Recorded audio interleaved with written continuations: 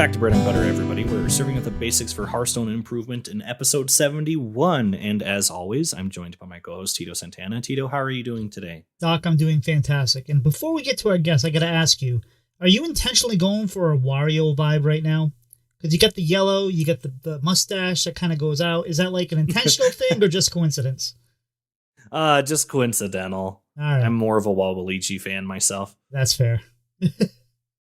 Right. And we have our very special returning guest, Pocky. Pocky, how are you? Good, great. Glad to be back. It's always a joy with you guys, and yeah, I'm excited. I know what we're going to talk about, so I'm excited. So, what have you been doing inside Hearthstone? I've been playing a lot of duos. Obviously that's like the newest. It's like a mode. Like, has Hearthstone done like a mode of a mode before? Like, it's, like Battlegrounds is a mode, but then duos is a mode within Battlegrounds, and it's the newest mode, however you break it down, and I've been having a lot of fun, and I was very surprised by that. I was skeptical, healthy skepticism, but like I didn't think it was going to be at least as fun for me as it has been, but I've been having a lot of fun with it. So heck yeah. Tito, how about yourself? I've been playing standard Hearthstone. I have been playing duos a little bit. So basically what happens is on Monday nights, or usually at the end of my stream, me and one of my mods, Pilot, who's been on the show, we play a couple games of duos to end the night, and that's my duos thing, and it's fun. I'm enjoying it. But aside from that, I'm trying to climb to Legend right now. I think I'm D1 right now. I might be I won my last game, so I'm D1, 1 star, I think.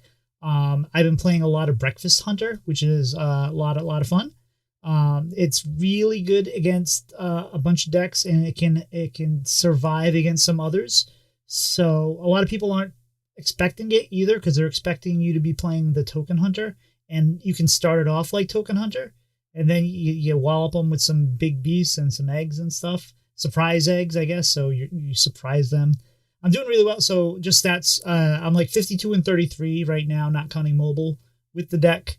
And I played some Sludge too, but the best part about Breakfast Hunter is your favorite against Warrior. And the way you beat Warrior is so satisfying, because you generate Mooklas, and when you see their cards burn, when you see them burn Boom Boss, when you see them burn Reno, when you see them burn Bran, it is such a satisfying feeling.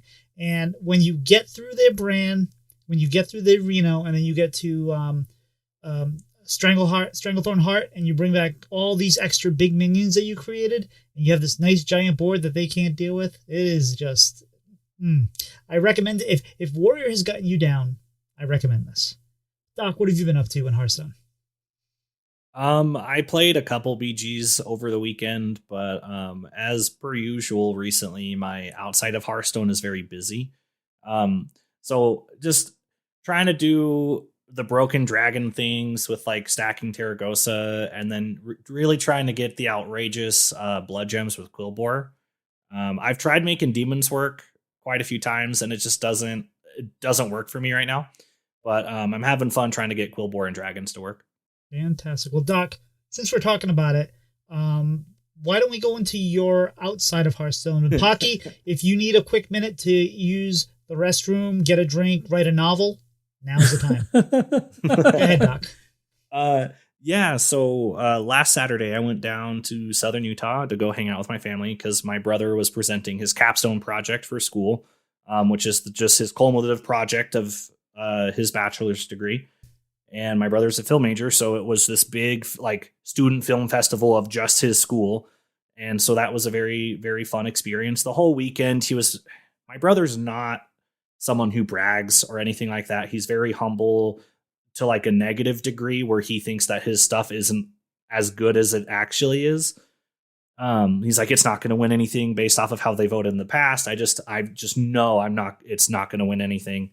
Lo and behold, his short film won the most awards out of anything that played. And so that was really cool. It won achievement in screenwriting. So like the screenplay, achievement in production, and achievement in or for first AC. So for those who don't know film lingo, AC is like the assistant to the cameraman. So generally, the cameraman's the one that's moving everything around with the camera, but an AC is someone who can like control the focus of the camera too, because the camera team can be a pretty sizable team. So it was really cool to see his film get the reactions he wanted from the crowd, and to be awarded those awards. And yeah, it was just fun being with family. Went on a hike with Cortland on one of our favorite hikes down in St. George. We cut it in half, so it was like 4.4 miles total. Saw quite a few whiptail lizards, which those are very fun and cool looking. We saw a Greater Basin collared lizard. I was able to get a picture of that one because it actually stayed still.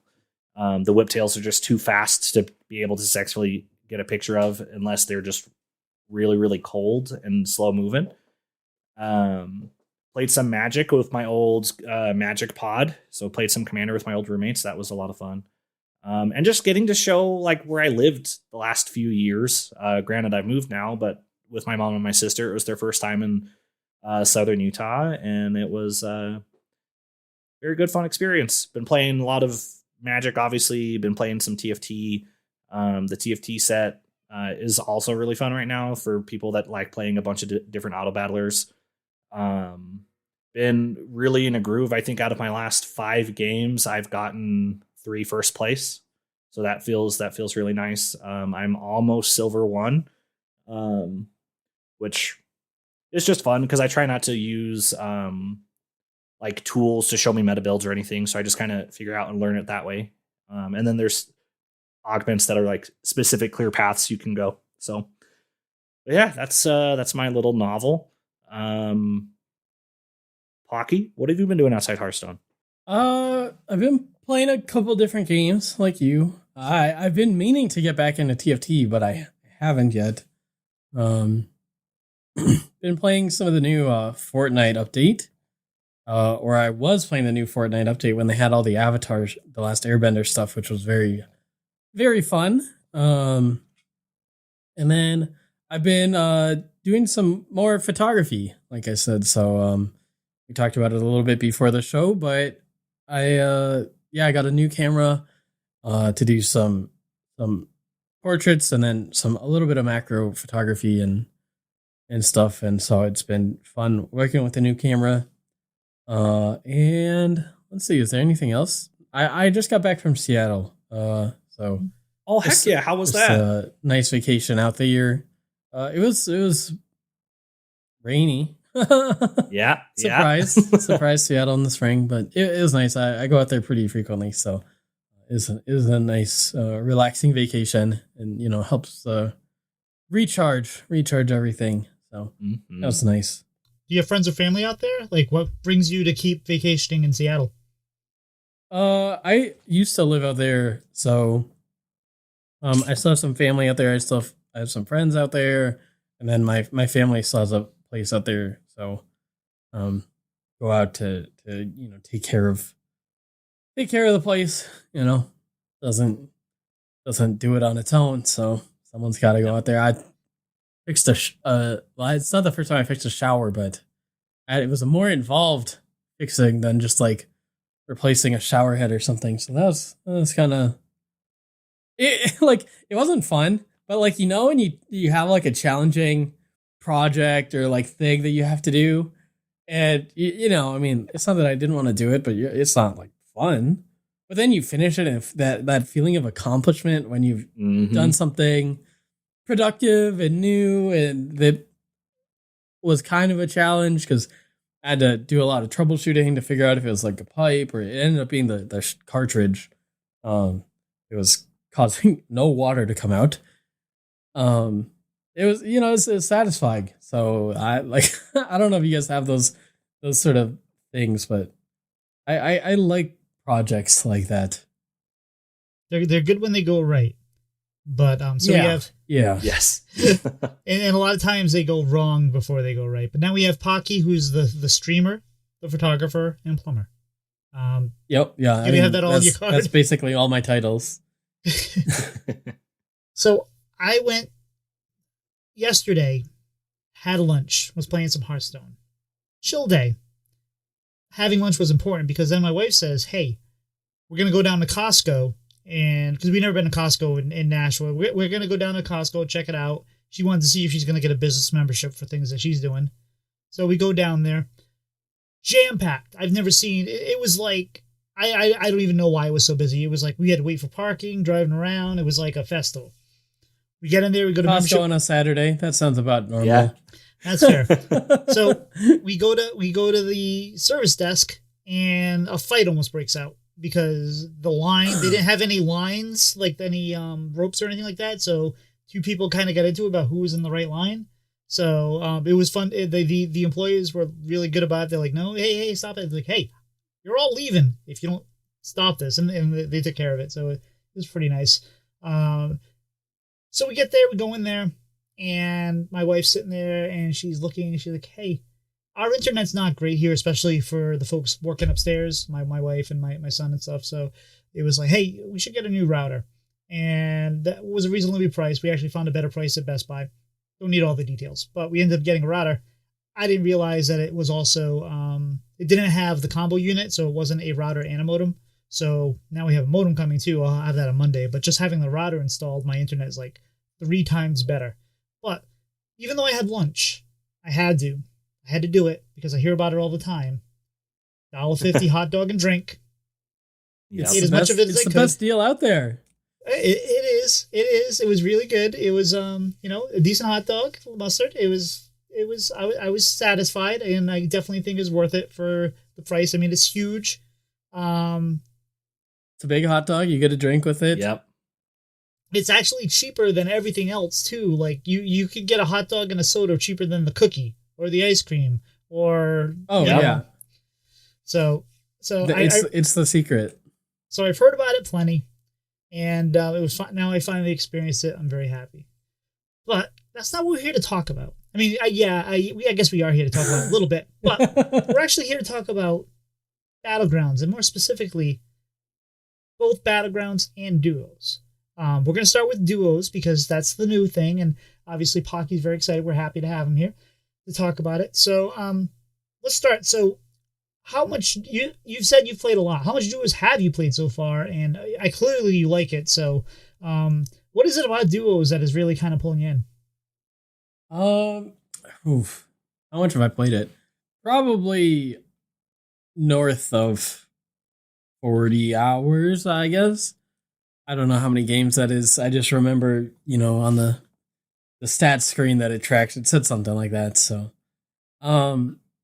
yeah, I played it a lot, especially when it came out. Like I said, I was on vacation, so then I had a whole week that I didn't play any Hearthstone at all.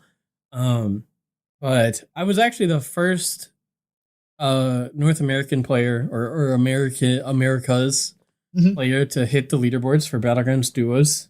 Awesome. So I was doing well. I had a really good win rate, but also volume helps. So I was definitely playing a lot. What I like about it, so I mean, I kind of jumped in. I got to play in the preview event, before it came out, and had a lot of fun. If it wasn't for that, I might have just started the new season playing solos like normal, but I played the duos and I was like, wow, wait, this is fun. And so found a couple other players to duo with, and it's there's just more. There's more complexity. It feels like there's a higher skill cap. It's at the same time as having a higher skill cap, it feels more casual to me because you're sitting there playing with friends, and I've always been a big fan of like multiplayer games that still have like a competitive element. Like I'm very big into the replayability of competitive games, but playing with other people is just more fun to me. And so I think that's what it is. It was well implemented. I thought my concerns before Duos came out were that the balance was maybe not going to be that good, and so it would just be like not fun because it's like, okay, there's no skill, doesn't really matter, and it's just like a crapshoot, and everything is here or there, and and so it wouldn't be that fun because winning is part of the fun, making a competitive game mode is part of the fun, and they actually, shout out to the devs. They did a really good job of balancing it, I think. Is it perfect? Absolutely not. But it was at a spot that, you could sit down and play with someone and it felt like you were playing Battlegrounds with a teammate. You had to interact with them. It wasn't two people just playing their own game. Like it forced, if you wanted to do well, if you wanted to play it to the highest possible level, you would have to coordinate with your teammate. And I think they incorporated all those elements really well. So I've just been having a lot of fun with it and continue to try and play it. Played a little bit of solos, and I need to get that solo MMR grind on. But I've been super pleasantly surprised by how fun Battlegrounds duos has been. Who did you play with in the event? In the event, I played with Jay Keurig, and then I've played with Sunglitters, Beater, Babbitt, Mr. Incredible, Fast Eddie, some with Jay Keurig, Sleepy, Language Hacker. When I was in Seattle, I actually did. I lied. I did play two games of Battlegrounds because I met up with Quinter. If you're familiar with Quinter, he's streamed a little bit, and we played some IRL duos. Nice out there. So played with quite a few people and hoping to play with quite a few more. I played with Swaybe and BV Villain as well. So yeah, really got a number of teammates under my belt. I was suggesting to Swaybe that when next time you guys see each other in person at either like TwitchCon or the next BlizzCon in a couple years, is you guys really need to do the cupcake content together. We did do it. I saw that on stream one time, yeah, where we each got a cupcake and tried both methods of eating it. I don't think either of our opinions moved much. There's validity to both cupcake methods, but our duo chemistry was much better than our cupcake eating chemistry. I will say that. Yeah, and Sway likes to dive into the meme, so I'm sure that kind of like, well, she likes to meme and she likes to pivot, so that must have been interesting to kind of like play around with. Doc, how about yourself? How has your experience with duos been so far? And I bet you're going to say I haven't played one yet. No, I've played duos. I haven't played it with a person that I know. I've just solo queued in duos. And I want to say in like 10 to 15 games, about half of them my teammates have left, like at hero selection. And when duos first came out, I didn't realize my teammate had left. I thought they were like trying to get like the AFK achievement in duos. And so it took me a couple combats to understand, oh, I'm just doing this by myself now. Because for some reason, I thought from reading like one of Celeste Allen's tweets, I thought there would be like a pop-up or something letting you know your teammate had left.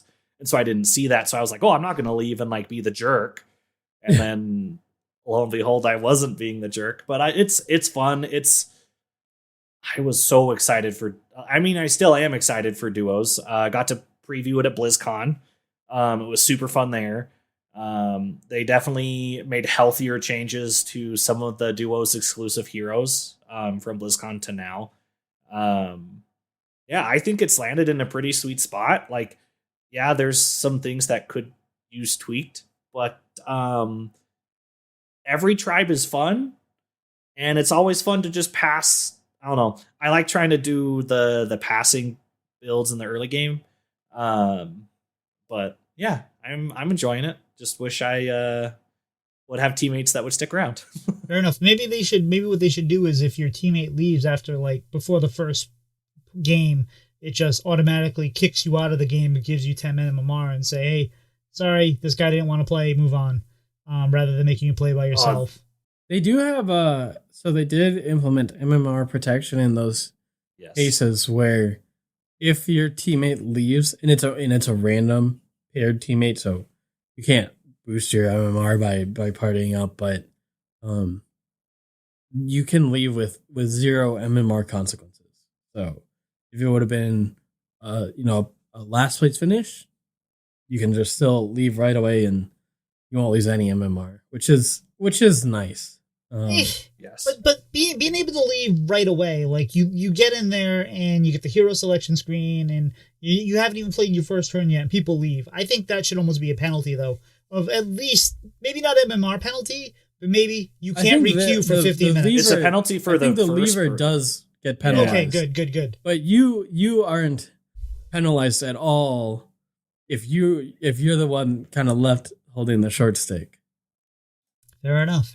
So how about Doc, you said you've been doing the solo queue. How have you enjoyed it so far, as when you've gotten to play with actual people? It's fun. There's sometimes where the random person and I will understand what needs to happen for the other player. Like if if trying to find a card that will equal triple or whatever for them. I absolutely love playing as Cho'Gall. That's just my favorite way to play duos, is if it's Cho'Gall, because then you just reward each other for playing the game for free rather than only being able to reward each other by passing. But it's fun. I just wish. I'm glad it doesn't exist, but I wish there was a function to where there could be voice chat for duos. And just because online, as much as I love the Hearthstone community, the people that we get to interact with and see with on Twitter, there's just as many, if not more, people that don't interact with each other that way, that we don't get to see on Twitter or anything like that, that would probably not be the most fun to be able to talk to. Which is why I'm glad it's not implemented, but I think it would be fun for casual duo BGs for randoms to be able to have a vocal communication rather than the pings in game. It'd be nice if you could opt in. That the devs. Oh, sorry, go ahead. I know one thing the devs have said they're working on is that they were surprised basically by how many people have been playing the duos, but solo queuing into duos. They didn't really think that many people would be taking advantage of that, but a ton of people have been. And so they really want to make that experience better by making it easier. Like if you play with a good teammate, to be able to add them, even during the game. And then so you can communicate that with them via text chat. And then of course, afterwards, if you wanted to try and, team up with them again, you could coordinate a voice chat either through the BattleNet client or Discord or phone call if you roll like that. But yeah, so hopefully sooner rather than later they get that done, because I think there is a lot of potential for playing like that, for playing that solo duo queue. If there was a better way to refer to it, that'd be great as well. It's so confusing. You got solo battlegrounds and then duo battlegrounds, and then you got solo duo battlegrounds and duo battlegrounds, and it's which mode are we talking about? But yeah, you just think of it as that line. Hopefully they'll improve it. You just think of it as that line. If you're the only one that wants to go on the roller coasters at a theme park, they have that line, single entry. You just go, and hopefully you get they squeeze you in where they can when there's extra spaces. That's all it is. I forgot to say that before I moved us on to the solo queue. Like I said, I've been playing it for the most part. All I've played it is at the end of stream. Mostly me and Pilot, and we just it's like a palate cleanser after playing standard for the night. And it's even if it's I've enjoyed it enough where even though I know I shouldn't queue into a game of duos because it's already pretty late, it's 11:40. I'm 20 minutes. We're not going to get that game. And screw it. Let's just do it. I've had a lot of fun doing it. I like the minimal amount I've been doing it. I don't think I'd enjoy it if I played it a lot, but I don't think I have enough bandwidth to also play a ton of battlegrounds, duos, and standard and whatnot. So just playing a little bit, keeping it interesting is fun. How about your Pocky? You said you've been playing with a lot of people, but how's your solo queue experience been, if at all? Solo's been pretty good. Obviously there was a lot of changes in the last patch to the entire game of Battlegrounds, and I think they did a pretty good job in terms of making most things fresh. I think the biggest thing and and I constantly harp on the devs on this, is like having a healthy rotation in the stuff that gets stale or boring. Um, don't be afraid to just get rid of it. And I as I was reviewing the patch notes on stream, I remember going through the list of minion removals and being like, okay, yep, good, great, good, yep, but makes sense. Great, great. Like, and there was like, it was like 60 some minions were removed, and I don't remember feeling bad about a single one. A lot of the frustrating cards like Banana Slamma and the Hawkstrider Herald got removed, and a lot of players had qualms with those cards, and so I think they did a really good job freshening stuff up. Obviously, the balance is still a work in progress, but they've made a few updates already to sort of get it to a better spot, and so I'd say Battlegrounds is in a good spot. I would love to see another pass on like hero balance. I think that's a big thing. That's kind of every once in a while we get like 3 to 5 heroes that get some quality of life updates, but I'd love for them to just go through all the heroes and give them slight updates, or at least the ones that you don't pick very often, to make them a little bit more pickable, since it's such a big part of the enjoyability of Battlegrounds, is like getting a fun hero that you're excited to play. But otherwise, I think it's in a good spot. Tyrion did nothing wrong, by the way. So I wish he would come back. I mean, it'd be interesting. But maybe I bet you they try him every time. Like, let's dust him off, see how he does. And like, nope, he's not coming back now. I think Tyrion, if it came back right now, would be one of the worst heroes. Sounds weird, but the game's changed a lot. I don't think it'd be good anymore. Yep. He'd be Ticketus. So. Gentle Megasaur. That's the minion I want to come back. Oh, I would love for it to come back. I wanted it to come back as a tier 7. But that'd have been fun. I don't think it'll. That card was contentious. All right, so Doc was saying he likes the trade thing. He's like, he has a lot of fun trading things. So that kind of brings me into like the first real like strategy question. Do we feel like what are some mistakes people are making in duos? Like when you're playing, like, are people treating their partners too much? Are they staying too high on what's that? The Traveler or whatever his name is on tier 1. What are the mistakes people are making a lot? So the biggest thing that I've come across in terms of, if you're, I gotta clarify, if you're focused on winning the game and playing to the highest level, is similar to solo Battlegrounds, is that they kind of waste too much money. Usually you want to level more. I see a lot of players waste money on passing things that don't need to be passed and not playing gold efficiently. Maybe over focusing some things like Passenger or Puddle Prancer in the wrong moments. It's not that those cards aren't good, but you need to kind of pick and choose when it makes sense and how much money you should be investing into those cards for the stats that you're getting. As the main purpose of the tempo of, really any card is to enable you to level and sort of find your end game build. And then from there, I think the biggest thing in duos specifically that people may or may not consider is that what's really strong in duos is the fact that effectively, compared to solo Battlegrounds, you're getting 2 shops. And so finding synergies becomes a lot easier, especially when you get to tier 4 and you have more minions in your shops. If you want one player to play Quillbores or Dragons, it's easier to find the pieces for those builds since you have 2 people looking for them. And of course, you don't want both players to be playing the same build and like contesting each other.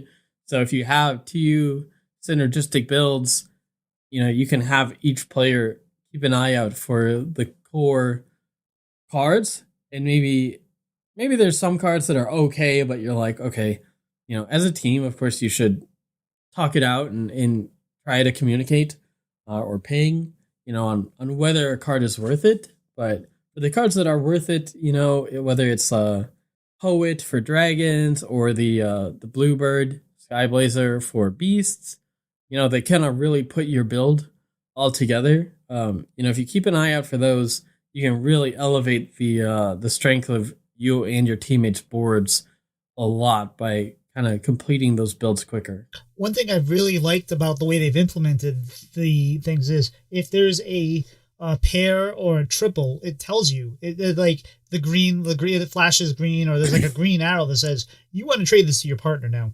And I don't know, like I like how you can communicate, but you can also be like, yep, you're gonna want this, drop it. And they're like, oh, look what I got, present. So I think that's a lot of fun. I really like the way they've implemented it in a way that like it makes you kind of realize like you're not just focused on you and these indicators like, hey, this is a triple for your partner. Like that keeps you kind of focused on, hey, we're both doing something. 100%. So one thing you said, obviously, that you don't really want to both be playing in the same comp or the same tribe or whatnot. What about the strategy that everyone kind of has expected is one person power levels and the other one builds a board until that other person power levels? Is that a legit strat, or is that kind of just... It's 100% a legit strat. It's probably the main strategy I've been playing. In fact, I was theory crafting it before Duos was released, is having one player play as a quote unquote support and then one player playing as a carry. And there's different ways throughout the game that sort of manifests. Early on, it might be the support gives cards to the player playing tempo, and the player playing tempo might not level right away. They might play for tempo and stay down and buy, but then the player that's playing support might level faster, and then they can find higher tier minions to send to the player playing tempo, and then eventually your roles might swap in the middle of the game. They might not, depending, but it does help at a lot of stages to have a support and have a carry, because like I said, a lot of what you're trying to do is figure out one build, right? Because you have two shops. And so whether that's, maybe it's a tier 4 comp and you're trying to get, dragons. So you want Nightbane and Poet and Terragosa over to one player's board so that they build up strength. And one of the things about duos that comes up in the mid game is if you're both too strong and you have like a composition that scales in combat where they need to go, or you have a death rattle, you're trying to use Rylak. If your partner's board is too strong, you won't get to the fight. And so then you miss out on that scaling. So it can help to actually have one player at times have a bit of a weaker board if the other player's board, their scaling relies on being in the combat. And so you can play into it's, one player having like a stronger board and then the other player going for a stronger comp like Tethys on 6, where you have, kind of go infinite, or maybe you're like rock or any number of very strong sort of higher tier compositions where, then they kind of take over as the carry in the late game. But that other player that was playing carry has been scaling for a long time, and they're still going to be strong. So then you end up having two strong boards as opposed to one board just trying to carry both of you throughout the whole game. So you're a very good Battlegrounds player, obviously. Would you ever make your board weaker intentionally so that the other person could scale? Is that something that you've done? Like, oh, I'm going to get rid of this 50-50 so you can scale, and then I'll just figure out something else to do with it. Yeah, especially if there's a ghost. I've sold some very big units, and depending on what your setup is. So one of the comps that I've been playing with teammates a lot is Rylak Minari, and it's important to get that scaling. And so if you're going to be okay Obviously you don't want to just give away health for free. Health is a resource that you need to use wisely. But as long as you know you're going to be okay, you can sell a 30-30, and then by the time that your teammate scales with the Rye like Minari, everything in the shop might be 30-30s, and you're just buying a replacement, and so it's not a big deal, because then you actually got more scaling for your team by buffing up the shop more, and then either using Elemental or Fellbat, or False Implicator, to scale using those shop buffs. All right, so this is all well and good if like you're working with somebody or you're talking, communicating. How do you approach the game? Do you approach the game differently if you're solo queuing? Like I know, friend of the show, Doc's best friend, Storm Rage, he says, you know what, I go in there, and if I'm solo queuing, I'm just trying to make them better. And that's all I'm doing is like, I see their board, I try to help them improve, and that's my role. And it goes that. So do you do things differently when you solo queue? Or do you take a different like strategies?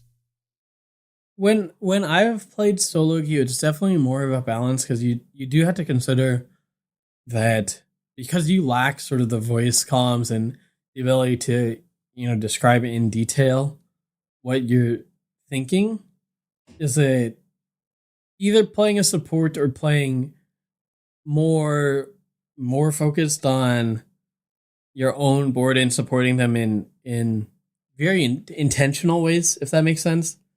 So whereas like if I'm playing with a teammate, I might have an open board for 5 turns. I might not play a minion on my board for the first 5 rounds, but it'll be okay because it's a very coordinated effort to make them stronger, and you say, okay, like here's how we're going to do it. If I'm playing with someone that I don't have those voice comms, I try to do simple things. Like maybe I'll pick up the Naga on tier 4 that copies like a tavern spell, and I'll just pass them like Strike Oil or Discover a minion of your most common type spell, and then we're both benefiting in that way, right? And so focus more on those sorts of plays, and you want to be cognizant and aware of what they're doing. So if they're going for a Naga build, maybe I'll go for a Quillboar build. But you're definitely a little bit more limited unless you're a very high level player yourself, and then you can kind of force yourself into a support and like really stay attuned to their game, but it's a lot more difficult, I would say. So actually that brings up a question. I know we've said you want to go different builds and you want to go, obviously the heroes, there are certain heroes that jive well together, like the Nameless One and Madame Goya or something, but outside of that, is there strategy to have different comps on each things, but specific comps, like pairs of comps?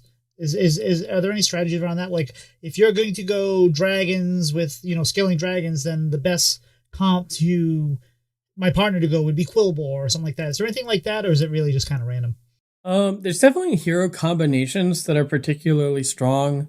Things like pairing Reno with like a Galakron or a Toki or a Bran or even a Thorum, where you can get a specifically high tier minion early and, specifically, or pairing something like Toki with a tempo hero like a Yogg or something that can build up a strong board. Like Yogg is great because it gives stats, and then because that minion only, effectively costs you 2 gold every time that it would cost 3 instead, so you can play like a standard curve, but you just pass it to the Toki, and the Toki can level and start hero powering and not spend money on buying minions early, but rather focused on leveling. So there's combos on the hero side, for sure. In terms of the comps, I would say a lot of times there's not specific comps, but if you end up having a carry, but you can't get your teammate to a good spot, there's some specific comps that are basically, you can make them quite strong and effective for low resource investment, if that makes sense. So some of those are playing like Divine Shields with Fayrix, and then you use Catch to like buff up the attack, and so you have a bunch of high attack Divine Shield minions. They can they won't have health, so they're probably not going to carry 2 fights, but they can oftentimes do pretty well against one board, and it only takes like a turn of investment from you and your teammate to really grow that catch up. Or playing like one board that's more focused on scam, and you might have like Leroy's on your board and Bramble Witches and maybe like a Magnanimous and Hateful Hag to get some reborns on those scam units. And so then you're not worried about that player scaling as much. If collectively it's a team, you don't really have the resources to build up a whole nother full comp, full board. And you rather just, focus on one player really getting online and then the other player focusing on scam units.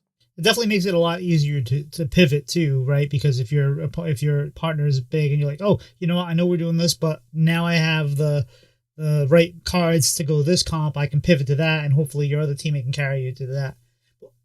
Well, and speaking of pivoting, one of the interesting things that you can do if you do get one of your carries online is if they pivot, what you can do is you can look for a well-wisher, either teammate, because you can pass the spell, or a portal in a bottle, and you can send one of the core, keystone cards that they're playing around. So maybe they're playing Tethys Greymane with Rock, and they don't need Greymane or they don't need Rock anymore because they don't have the board space to support it. What you can do is you can portal it to your teammate, and then they can start building around that comp that you've already built that unit up to a 60/60 or something. So they have a little bit more time to build it up because it's already, you've worked on it a little bit, you've massaged it, and it's ready for them to get going. So that's a way that you can kind of pivot and help your teammate by just saying, hey, you don't really have a board yet. Take this card. You can build around this. I don't really have the board space. It was good for me for a little bit, but now I've got to kind of focus in my build. It was kind of like the sourdough starter everybody had in COVID. Yeah, exactly. So how do you think this is streaming? Because with my limited experience, I know that I am talking to my partner. I am focused on what we're doing, all that. And obviously you do that with Battlegrounds too, but it feels like it's more in this way. Like it is hard to necessarily engage with the community at the same time as you're playing. So have you felt that too? Has it been a good experience, or what's been the experience as far as streaming duos? I think the biggest thing is it definitely depends on the viewer preference. Chat engagement it's definitely more difficult than if you're not playing with someone, because if you were talking to your chat 100% of the time and then you add someone else to that, just mathematically the physics of how the mouth works and stuff, you can't talk twice at once. So you're going to have to spend some time talking to your teammate.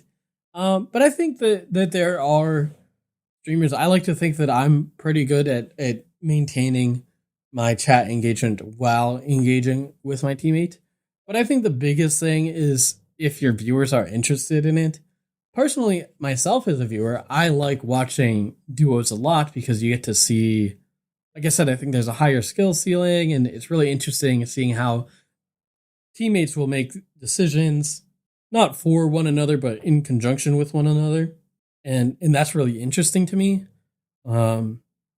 But some people just prefer the solo Battlegrounds experience. Maybe they're not playing duos, so they're not really interested. So I think it mostly comes down to what the audience prefers. And, if the audience enjoys the duo content or seeing the chemistry between teammates or two streamers or something like that, I think they're going to understand that there might be a little bit less chat engagement. And so, yeah, like I said, I think that's what it mostly boils down to. I think probably more people prefer solo Battlegrounds still, but like I said, for myself, I love watching duos so far, and I know there's others out there that enjoy duo content as well. The way you were just talking about that made me realize, I don't watch as much Hearthstone streams as I used to, but I used to love when a streamer and another streamer I like, when two streamers I like were co-oping. and they get together and they're talking through and like, hey, we could do this, we could do that, and they're not really paying attention in the chat. But I used to love that because it's like two people that are like taking different lines, and I thought that was always much more interesting and a lot of fun. Do you ever queue with your community? If so, how's that been going? I haven't really for duos. I've played in a few duos games with people on other people's streams where they did like a private lobby. I used to do community games, where I just run private lobbies with my community, but I kind of moved away from that because sometimes it's hard to coordinate, or for me, sometimes my viewers, like some viewers liked it and some didn't, and then some people would like not get to play, and it was a little bit much for me to manage, and I didn't feel like it was. I didn't think it gave me the best content or my community the best content. But I enjoy other streams that they really do focus on community, like queuing and stuff. I'm not sure if you're familiar with Chuckmate, but like every night he streams about the same time as me, and he runs community games, and it's a lot of fun. So for anyone that's interested in that sort of stuff, go check out Chuckmate. He really is super consistent and good about it. And Chuckmate's and a great streamer. He's insane too. He comes in and drops like hundreds of subs to Swaybae during her subathons and stuff like that. He's a nice guy. He's very generous and a really good player. Yeah, Chuck is just a fantastic member of the community. All right, so Mercenaries gone, duels gone. The jury's out on Twist. Is duos here to stay? In my opinion, yeah, I think it is. I like I said, when it was coming out, when it was announced, I had a healthy skepticism about it. I'm surprised. I think my biggest concern was that when duos came out, because their stated intention was for duos and solos to be balanced together, that frankly I didn't think they were going to do a good job of that, and that the preference for solos would overtake, and they would balance for solos, and duos would get out of whack, and if people don't want to play an unbalanced game that doesn't get attention, which is kind of what we saw with duels and Mercenaries, right? Like, candidly, frankly, whatever, it's unfortunate for the players that enjoyed those game modes, but there weren't enough players, and then it didn't get attention, and then they go away. I think I don't have the data, but like I said, I think the devs have been. Frankly, I've been very surprised by how many people have been playing duos and how many people, have basically said, wow, I really have been enjoying this game mode. And I'm playing with randoms. I just keep queuing it. Like, I'm playing on my phone. And that's the most important thing, is that if there's players, the dev team is going to pay attention. They're going to keep updating it. And I think that there's a lot of potential. One of the things that I think Hearthstone and Blizzard have failed at in the past couple of years is, I think we talked about this the last time I was on, is the esports stuff. I think they really failed at capturing the social community involvement aspect, right? And tournaments and esports was a great way to do that. You look at physical card games, you have locals in these tournaments that really bring people together, right? And then you don't want to quit because all my friends are card game players. I played Yu-Gi-Oh! I had a ton of friends that, I have friends on Twitch that I met from playing Yu-Gi-Oh! All the time at locals, and we'd play tournaments together, and then they're my Twitch community all of a sudden, years later, I think Hearthstone had that, and then moved away from that, and I think that was, like, it makes it easier to drop Hearthstone because you're like, well, all my friends quit, like, I'm out too, or or I'm not going to talk about it and be excited about it as like, because who am I going to talk to about it about? I don't. And duos is a way for them to kind of recapture that and to get people to make friends and talk like, hey, you want to play duos like Saturday night? Let's play some duos. Like, we're both free. Like, and so I hope that they really do get to work on making it easier to find people to play with, to make friends. I created a whole channel in my Discord for duos so people could say, hey, I just want to play some duos games. Is anyone available? Because I think it's good for players. It's good for the community. And if that happens, it'll be good for the game. So I hope, and I do think right now that duos is here to stay. Hopefully they make the right maneuvers, but I think it's been surprisingly popular. And because I think the social aspect just makes it stand out from, what Mercenaries and Duels were, because they never really did capture significant player bases that I'm aware of. And so then, I played Mercenaries like one day, and then I wasn't going to talk to anyone about it because no one else was, after that same day that everyone else played, no one else was playing it. So then you kind of, outside of a small couple communities, there wasn't, you lose that. And I think that's the biggest part of games and so much. It's just, it's social, whether it's sports or anything. Could you imagine how fun duos would be at a fireside brawl? Oh man, no, I can't imagine. It's beyond imagination. It sounds fantastic. Just having four groups of two all kind of around each other, and like people talking to be like, oh, we got you, I think that could have been a lot of fun. Sadly it's not there. So let's we still have to talk about regular Battlegrounds. So you any final thoughts on duos, Pocky? No, just that if you haven't tried it, yes, I would highly recommend trying it. If if you don't have someone to play with, you can try queuing random. I think it's pretty good. But I would just really encourage you to go find another community, a Discord, maybe the Battlegrounds Reddit, Bob's Tavern has a looking for duos feature, but there's Discords that have it. Mine has it. You can always pop there. We welcome everyone. But find someone to play with and try it out. It's a lot of fun. I really would recommend it. I'm going to suggest don't go to Reddit first.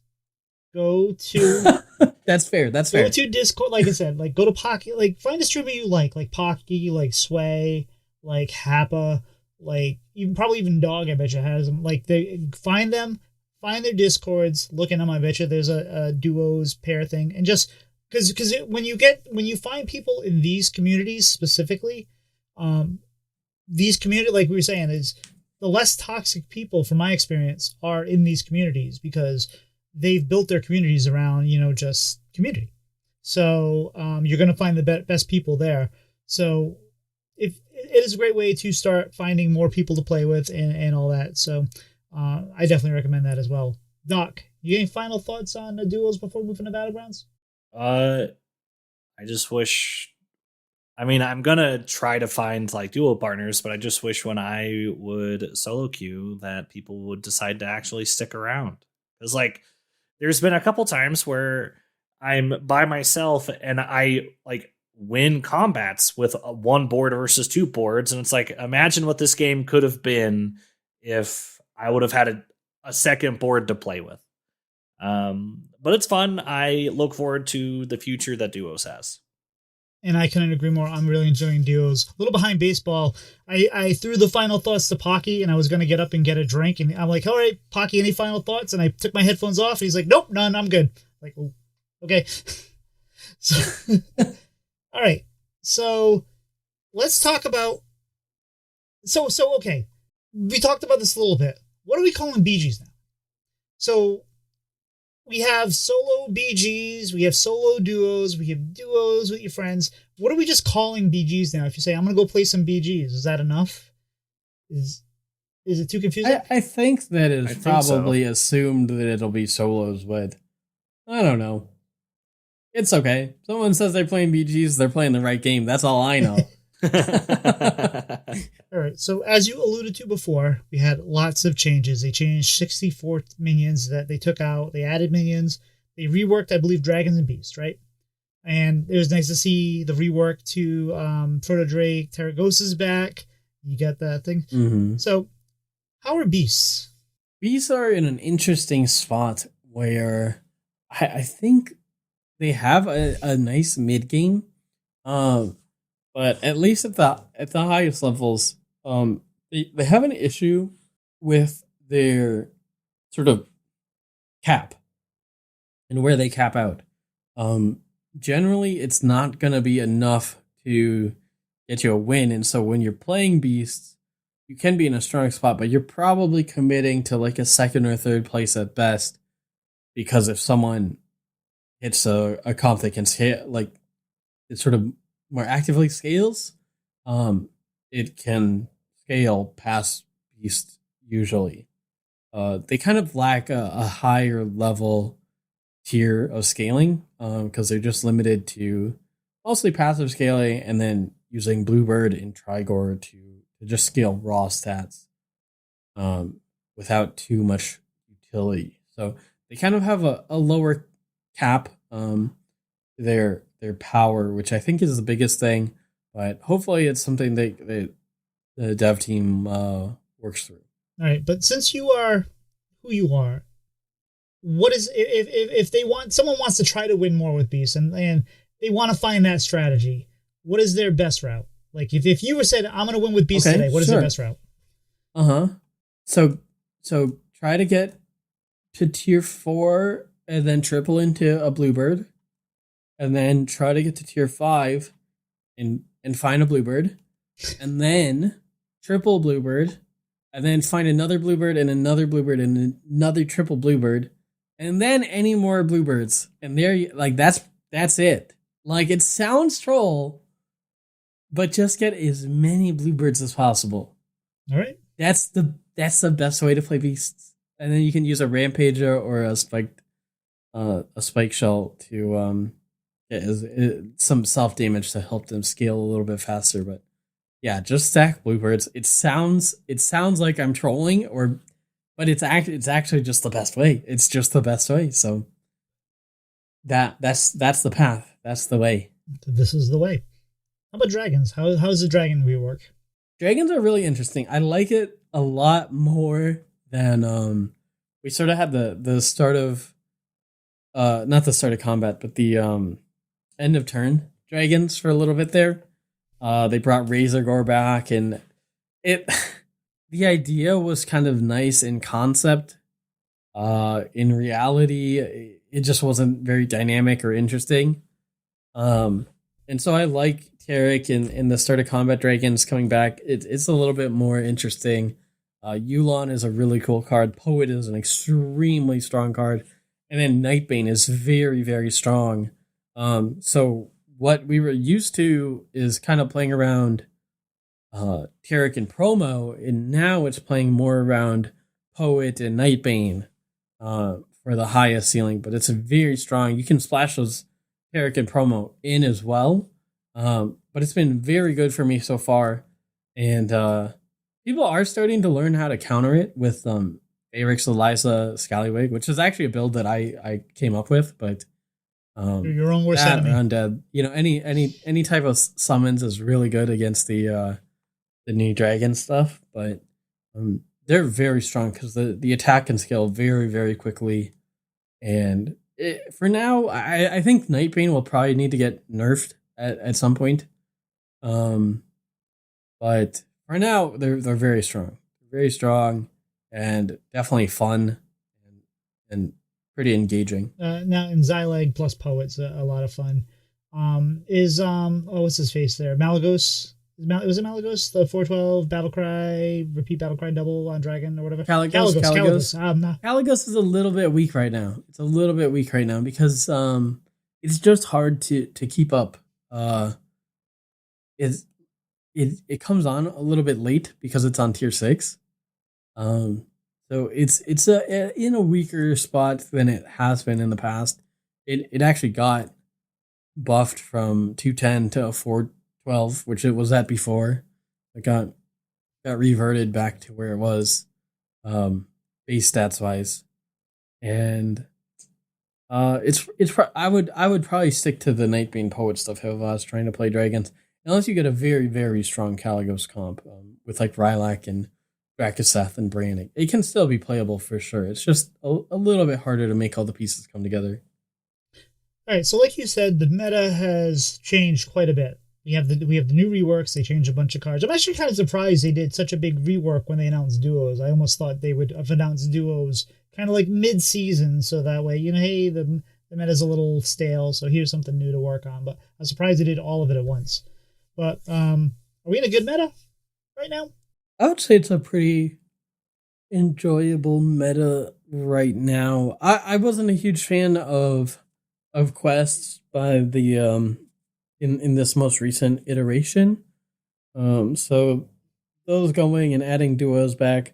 Duos, even when you're playing solos, going back to duos as like a little reprieve is kind of a nice option. And they have slightly different metas, so you can get some variety that way. But overall, I think most things are in a decent spot. Like I said, I think the cap of like beasts could be raised a little bit, and Quillbores right now are a little bit strong, mostly due to Gem Smuggler and repeated battle cries being strong. We did see Rylak get a big nerf, which was very important in this most recent balance patch, I think, or the most recent bigger balance patch, at least for Battlegrounds. Rylak got nerfed, which was an important change, but battle cries are still very strong and Gem Smuggler is still really strong, so we see Quillbore doing very well. But overall, I'd say it's a pretty strong and healthy meta. All right, so go Quillbore, go Dragons, avoid Beasts. Is there any other strong contenders or ones to avoid? In duos, I would say that there's a lot of potential with Rylak, Minari, and the Shop Bus, because you can use those with demons, you can use those with Shelemental, and you can use those with Magnetics, where you utilize the passing mechanic to kind of repeatedly play units. And then, of course, with Minari, you're both benefiting from the Shop Bus, so one of you can play demons, one of you can play mechs or something like that. And you sort of both boost each other up that way. So I think that's been a pretty strong comp. Otherwise, mechs were banned for a week or two, but they're back now. And I heard there were some bugs with them, but they should be in a good spot, I think. So TBD on that, but maybe give mechs a try. They were gone for a while. Maybe you missed them. That's fair. So you alluded to this before. You didn't like the latest iteration of quests, but so they keep doing. They've introduced quests. They have buddies. We have tickets. We have all the tribes. They seem to be kind of done adding tribes, at least for now. They added spells, which is evergreen content, and everyone's. I don't know anybody that hasn't liked spells. Haven't talked to Howard Moon. Maybe he doesn't like spells, but everyone for the most part seems to like spells. What do you think they're going to add next? Like, do you think we're kind of reaching the critical mass of things they should add, and now they should just be tweaking things and changing minions and changing spells and maybe rotating some of these things? Or do you think they need to keep innovating and keep bringing new things back at some point? No. I guess my initial answer is no. I don't think that we've reached a critical mass of sort of these event mechanics. But on the same hand, I don't have an idea of what might be next. I mean, they covered a lot of different mechanics now. I mean, we're talking about close to 3 years that they've been doing different events, which is a lot. I would imagine we might. I don't even know. We might see like maybe tickets, Dark Moon prizes, or anomalies come back maybe for a short period of time. But I don't know. I'd be okay maybe not having. Like I said, I would love to sacrifice one of those updates for a big like pass on heroes. Like I think that would make the game much better than another round of the event mechanics, because what we've seen is Buddies, their second iteration was a lot better. I think it might be complicated with duos. I wonder about that.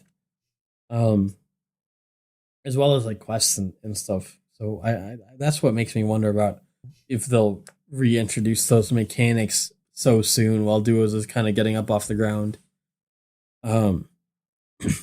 But we've seen them progressively get stronger over time. So quests has been reintroduced twice, and they get more polarizing, I guess. And that's why in this most recent, update of quests, I wasn't the biggest fan. I didn't hate them, but I was happy for them to leave when they did. But other streamers like Bofer were over it. And I don't blame him. All of his points about why quests are an issue, I 100% agree with. Even if I didn't hate them the most, everything he said was spot on about how they kind of warp the meta and the health of the game. And so I'm not sure. I wouldn't mind a break from the event stuff, but I don't know what we'll see next, or if we'll see something else next. We're probably about 2 years away from BG's Classic, where you play you'll get your Megastars back then. I wouldn't mind a BG's Classic. I kind of miss the old days. I wouldn't want to play it all the time, but that flashback to Megasaur, some Brand Khadgar shenanigans with the old tokens. I could get behind all of it. And plus, we've had so much experience now that we'd probably be a lot better at the Battlegrounds back then than we are now, just like Standard. I was talking to Beater about that exact concept, because we were talking about, like, so Lee was the original Season 1, Director. Rank 1 player. Oh, okay.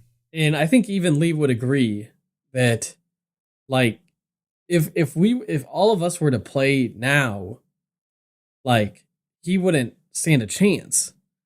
Like, the game is just advanced. Like, we've gotten so much better as a general community at Battlegrounds that it's a completely different game. Like, we've optimized so much from back then. So it's actually very interesting to think about and how people would play now, because it's such a different meta and everything. Like, there were different curves that we hadn't even come up with as a community. Like, you played standard curve. You didn't stay down on tier 1 after turn 2. You just didn't do it unless you were Rafam. But, like, there was just it was I don't know, it's different. Our minds were closed to the wonders of all the different Battlegrounds. Speaking of open minds, friend of the pod, Smarm, Send Me Your Arms, wants chaos mode, where you have tickets, anomalies, quests, buddies. If it's out there, throw it in there. Let's go. What do you think? Would you enjoy that mode? She's probably not the only person that would want it, but I'm not. I'm not sure. It'd be interesting to see how many other people would enjoy it. Maybe for a week event. I've said this. So Diablo's like one of those situations that people divisive. Yeah, that's a good way to put it. I've always said that if there's something that's insanely broken but it's fun for a week, I don't care. Okay, like, no problem for me. So I do just wonder if there's room for that. I think that, if it's for a week, chaos mode, I'm fine with it. Now just convince the devs. No problem. Yeah. and so to complete what you're saying, we had anomalies in standard for a while. And people were very divisive about that too. I love them. There were a couple that I think we could gone away with, but a lot of people didn't love them. But regardless of how you felt, even if I didn't like them, I love that they took a chance and they said, we're going to do something whack. We're going to do something different. And I want to see them be able to say, we're going to try things and hopefully not. Oh, anomalies was my number one thing where I thought anomalies were going to be amazing. I was like, this is exactly what I want in Battlegrounds. And then they came out and I was like, I hate this. This is terrible. But you're glad they tried it, right? So, no, absolutely. Absolutely. I think the concept was great. I think even now, if they came back with anomalies, would I have 100% faith they'd be good? No, absolutely not. And I think the dev team does great. I interact with them a lot.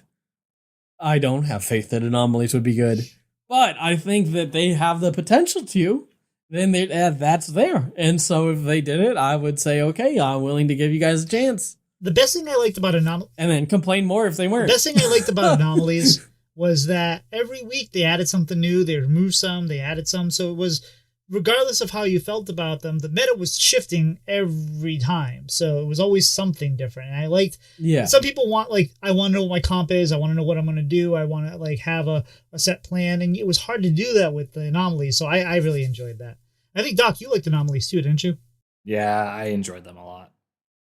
Yeah, I think anomalies were very good for players that are happy to have fresh experiences, and I think they were less good, especially for streamers where you kind of play a lot, and so then you'd play an anomaly that might be fun one time, right?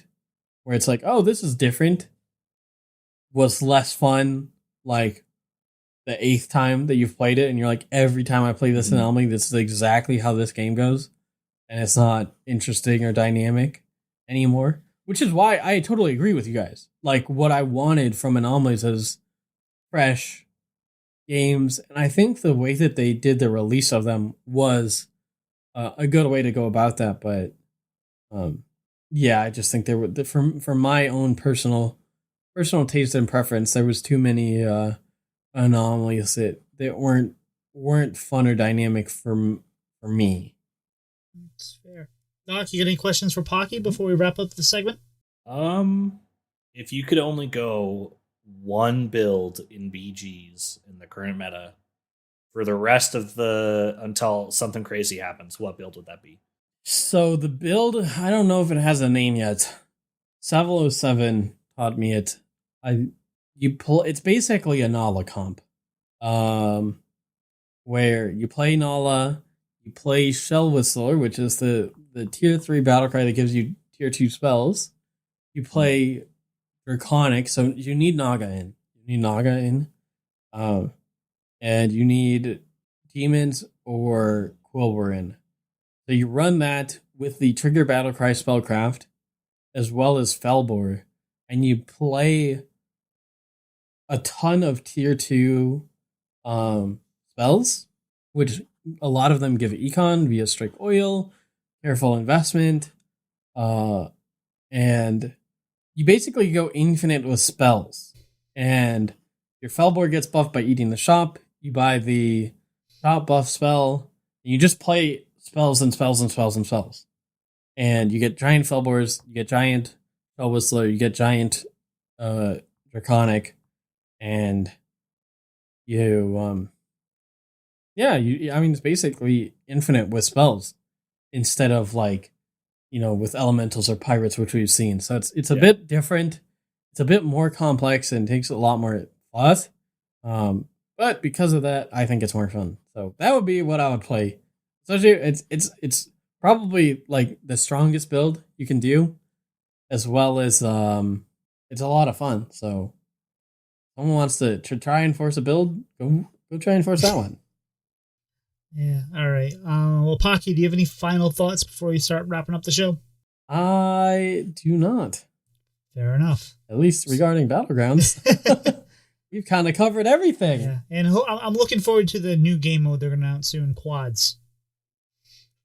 Yeah. Well, I said I wanted to be part of the trios playtesting. No, you can't do trios because then the lobby doesn't match up. You can do quads as 4-on-4. Oh, I know they can't do trios, but I still told them I want to be part of it. Oh, oh, you know what would be okay? This is dumb, but you know what would be awesome is if did you ever play Magic in the really old days where you were a single color and the person to your left was a certain color and the person to your right, so you were blue, black was to your right, and green was to your left, or whatever it was, and you could borrow mana from each other, and you could work together, but your job was to destroy the people across from you. So you know how like on the Magic card there's like a pentagram there of the different colors? Yeah. Like so the colors, two colors next to you on the color were your teammates, but only for you. The person to the left of you were his teammate, and the person to the left of him was a teammate. So you could like, hey, I need a white mana here, or I need some things. You could work it together. What if you could do the same thing in duos where you had one partner to your right, one partner to your left, and they were different people? So it's like you could pass left, you could pass right, and you were like your job is to win yourself, but you can also work together to do that. That could be weird but interesting. That does sound weird but interesting. I'm trying to conceptualize it in my head. It sounds fun. It sounds like a nightmare to try and program, so I wouldn't wish that on the devs, but as a player, it sounds fun. It's just a dumb idea ahead. Doc, you have any final thoughts before we move on? No, sir. All right. Well, Doc, that was a lot of information between Battlegrounds and Battlegrounds duos and even talking trios and quads. But I think I have a little room for dessert. What do you think? Yeah, dessert sounds nice. So, Pocky, we've had you on a couple times, and we always have some kind of random question at the end. So this time, if you were the grill master at the barbecue, what are we eating? Ooh, that's a great one. Now, here's the thing. I don't know if you knew this, but I've been the grill master at many barbecues. I love grilling. I love cooking. I love grilling. Photography, Battlegrounds, plumbing, grilling, cooking. Yeah. It depends. I'm great. I just want people to be happy. So depending on what people want, I'm happy to grill it. If I was doing something more adventurous, I might do like kebabs or something. Like I know that doesn't sound, but you can do a lot of interesting things with kebabs because like it's very like skewers. Like you can put whatever on there, so you can do interesting things. That's not just your standard stuff. But if I wanted to impress people, I would probably smoke a brisket or something, and then I would do burgers because it's cliche, but I'll make the best burgers you ever had. And like I said, I want people to be happy, so I would do burgers. If people want some like bean burgers or veggie burgers, I can do those too. We can try to accommodate everyone's diets and everything, and yeah. That's what you're getting in Final Grill Master. I'm on my way tomorrow. Those burgers sound great. Yeah, sounds amazing. One thing I've actually started doing occasionally, not all the time, is with the kebabs. I know traditionally it's like, hey, I put the meat, the vegetable, but they cook at different temperatures at different rates. So I've been just doing the meat kebabs and then the vegetable kebabs and then mixing them because you get a better consistency there, and then you're not overcooking one thing to get something another. Yep. That's how you should do it. Yep. All the veggies on one, like all peppers on one skewer, all the same meats on one skewer, and then you can mix it, on a plate or something, and then people can have exactly what they want. And some people, they want the chicken, but they don't want the peppers or the onions, Yeah. Heck. You know what you're doing. You know what you're doing. Sounds great. Listeners, please, if you feel like it, leave us a review. Let us know what we're doing, the good, bad, the ugly. Let us know how we can improve the show, because we want the show to be the best for the show we want it to be, but we also want it to be the best for the show you want it to be. If you leave us a review, we'll read it out on the show. Also, if you'll email the show at breadandbutterhs@gmail.com, we'll also read that out on the show as well. Pocky, where can people find you? I'm at Pocky Plays on Twitch and at Pocky_plays on Twitter and Instagram. So feel free to check me out. I recommend it. And you can find me on Twitter and Twitch at Tito Santana HS. Doc, where are you? And don't say Twitch. Yeah, you can find me on Twitter and Blue Sky at Doc McButt. And once I am all moved in and I take a deep dive into a couple drivers on my computer, you will be able to find me on Twitch again. Pocky, do you have any shout outs today? Yeah. Last time we had a long basketball conversation. I gotta shout out my Wolves. They're doing hot. Undefeated in the playoffs so far. 5-0. So shout out to my Timberwolves. Heck yeah. How about yourself, Tito? Shout out to the C's, baby. I wouldn't mind a Celtics Timberwolves final. The Timberwolves are looking really good. I'll take it. If we're in the finals, I'm down. They're looking really good. I've been thinking like I am very happy because booking guests is not easy work, and since we decided to become kind of an interview show, it's sometimes it gets to be like the end of the week. I'm like, who are we gonna have on? I haven't figured that out yet. And having repeat guests that come on topically, like Pocky, like Dragon Rider, like Ron, like Pilot, like Electric Sheep City, having repeat guests that are willing to just be like, hey, you want to come on because we want to talk about the new things, and they're like, yes, I'd love to talk about the new things. So I appreciate you all because it's wonderful to talk to great people and just build the rapport and enjoy a good conversation about games we love. Doc, any shout outs this week?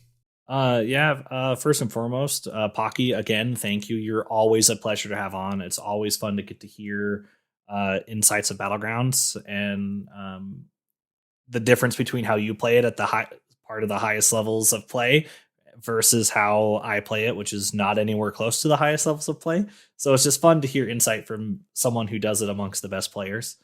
And then shout out to my brother for just how well his films are doing. And also shout out to Cortland's brother, Colin. He qualified for state in track in long jump.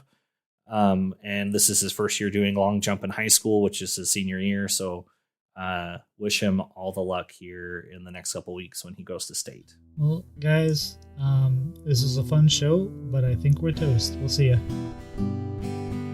Bye-bye. See ya. Slide two brothers meet one another when they slide up to the mic. It's bread and butter with one another. Let's start up that recording light.